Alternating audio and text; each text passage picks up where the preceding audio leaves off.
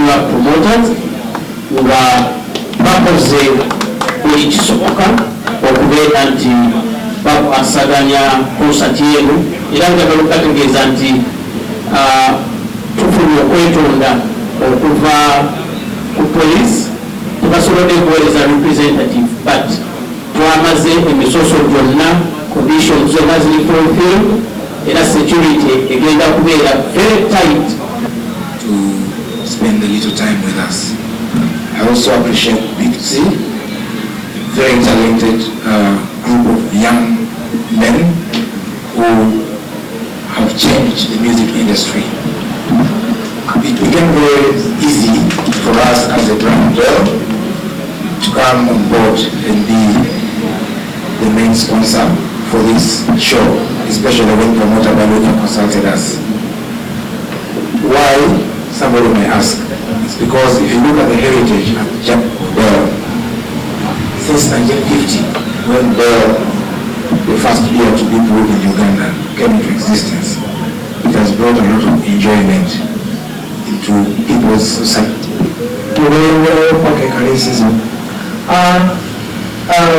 Ensonga y'okwebaza oba kutegeeza abantu ffenga akuyimbi leero tukwatako byonna in regards the concert tuli extremely ready, tuli ready energy wise, tuli ready amawezi tuli ready buli kimu kiri ready, so kimuze kutegeeza muliro fire energy endongo ate nga ne music okutwa tukyaleeta tugenda kwasula muliringo olupeesa wayona kyetusaba bulaguzi bannamawulire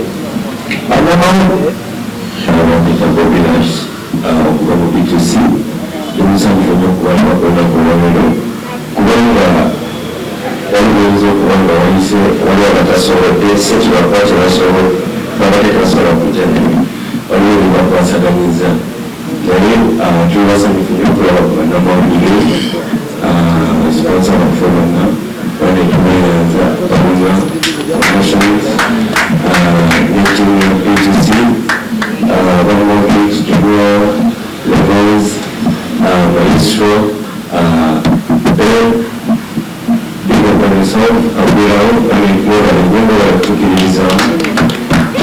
Thank you so much. But normally, media fraternity, the sponsor of our Munji, about is the B2C soldiers, tubaniriza press conference eno ekuliddewo ddala gwa 19th of August B2C live in concert.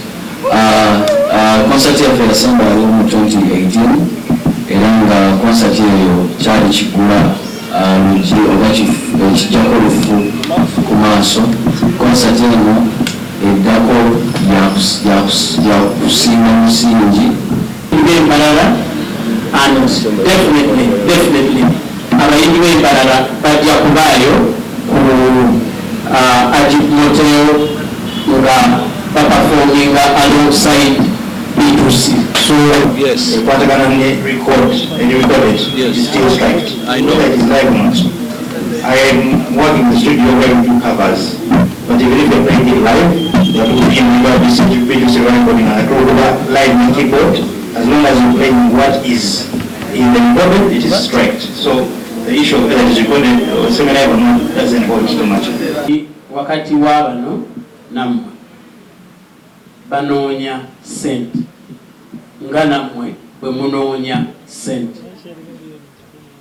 Music oyo ye ali out of the way.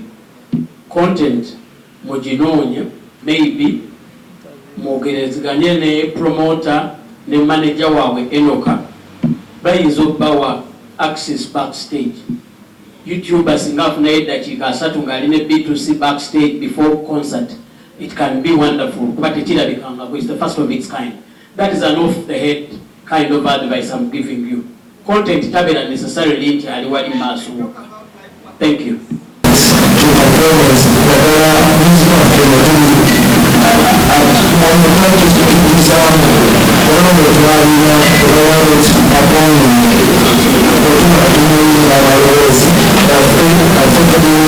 I think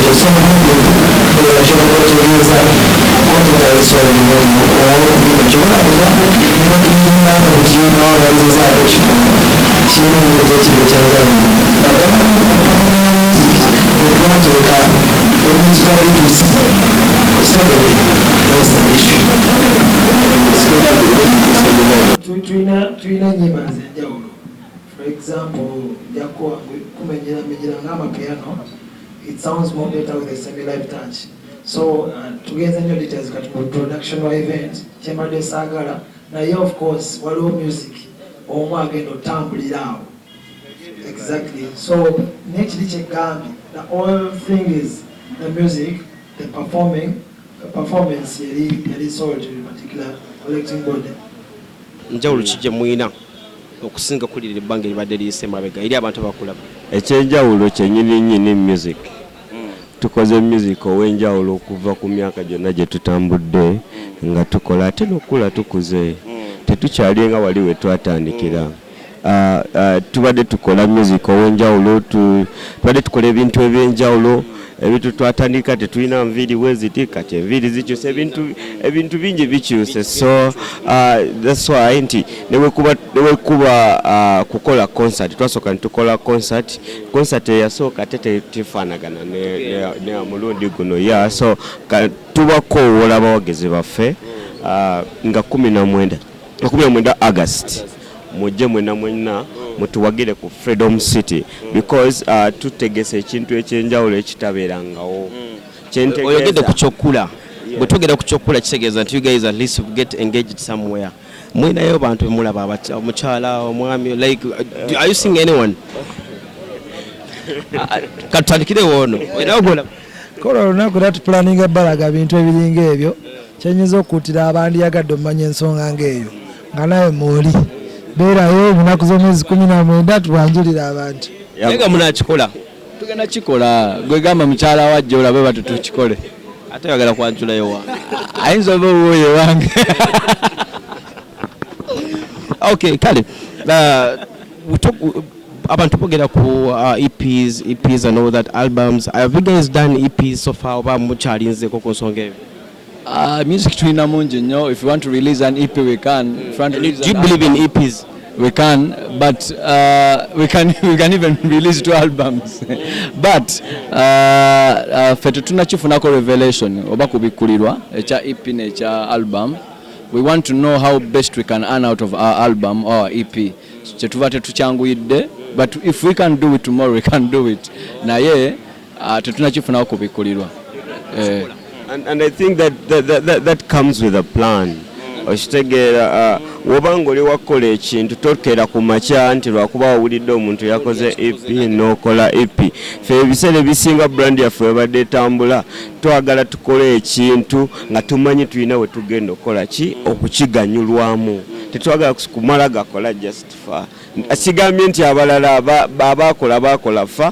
No, what I mean is maybe bafuna emikutu emituufu bo webakola ki we bayinza okiyisa ne bafunamu. So naffe tulina kye tuplaninga era very soon tugenda kuba tubabuulira ekintu ekifaanaganako wekiti.